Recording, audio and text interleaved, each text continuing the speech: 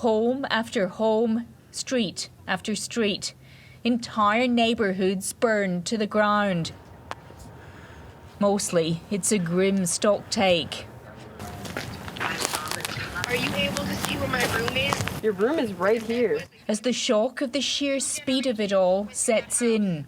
The wind was so strong, very powerful, and when they told us to evacuate is when we realized, okay, get what we can, we'll come back for the rest, not knowing that an hour or two or 12 hours later our house was going to be completely gone.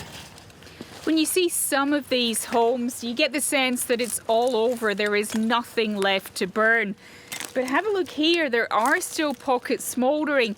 And that's a reminder that particularly if the winds pick up, the danger is not over yet. Evacuation orders for the Hollywood Hills fire were lifted after the winds eased, allowing aerial bombardment. This fire brought under control. While we are still facing significant threats, I am hopeful that the tide is turning. It's still unclear how many people didn't make it out. At one point, we'll be able to do a more thorough search of these impacted areas. Some of them look like a bomb was dropped in them. But new threats are emerging. LA still feels like a city under attack. The Kenneth fire is still burning. Those who have nowhere else to go are being put up in shelters. It's okay, it's warm, I have blankets and beds. It's just because our house is close to the fire. Yeah, it's close to the fire. Relying on the kindness of strangers. We have a lot, so we just thought we would just donate instead of selling, if that makes sense. Because I usually sell clothes, but I just thought it would be nice to just donate them. And feeling grateful for what they do have. Did you get anything out? My life. How hopeful are you that the insurance will come through? We've been loyal to them by paying into the insurance, and let's just hope that they reciprocate that. Stay warm, stay safe. Right. You too. For so many here, an uncertain future. In terms of that latest blaze, that's the Kenneth fire in the West Hills area. There is no containment on that yet, but firefighters have managed to stop forward progress of the blaze. Several hundred of them remain on the scene there. Now, if we track south from there to the Palisades fire, the largest of the fires, there is now some containment, 6% according to the latest estimate. And Carrie, as we head into the wee hours here in LA, many of the worst impacted areas are under curfew, and that's because of the threat of looting. We're told more than 20 people have now been arrested on suspicion of looting. There's also been at least one arrest on suspicion of arson. That was of a man near that Kenneth fire.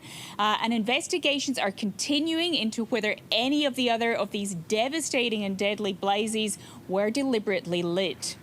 Horror, then heartache. This was a beautiful home for me when I needed a place to raise my kids. Yeah.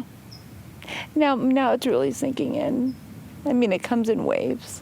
As the scale of the damage becomes clearer, there's also anguish and anger. Governor, I live here, Governor. That was my daughter's school, Governor. Please tell me what you're going to do. California's Governor Gavin Newsom confronted over what went wrong. What are you going to do with the president right now? We're getting the resources to help rebuild. Why was there no water in the hydrants, Governor? That's all literally. Is it going to be different next time? It has to be. Some of Los Angeles' high-profile residents also weighing in online. Actor and producer Sarah Foster arguing we pay the highest taxes in California. Our fire hydrants were empty, our vegetation was overgrown. A united LA is the way we will recover, is the way we rebuild our communities. The winds were like 90 miles an hour. I mean, you can't be prepared for that. As the fires tore through areas like this, firefighters were hampered by a lack of aerial support. The water bombers couldn't fly while the winds were so strong, and that put an enormous amount of pressure on the city's water system.